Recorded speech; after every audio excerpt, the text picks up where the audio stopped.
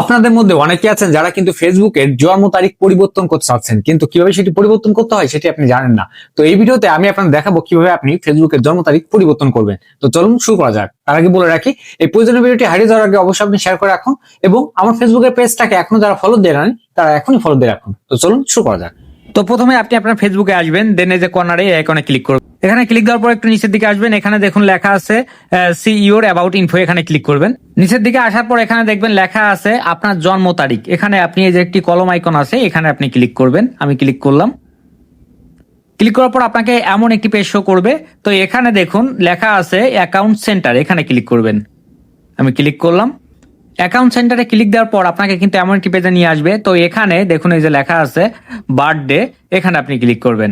Click করে এখান থেকে কিন্তু আপনি আপনার জন্ম সাল, আপনার জন্ম তারিখ, মাস, এগুলো কিন্তু আপনি চেঞ্জ করে নিতে পারবেন। যেহেতু আমি চেঞ্জ করব না, আপনাদের দেখানোর জন্য আমি এটা করলাম, দেখাচ্ছি। তো এখানে দেখুন চেঞ্জ করার পর সেটা ক্লিক করবেন।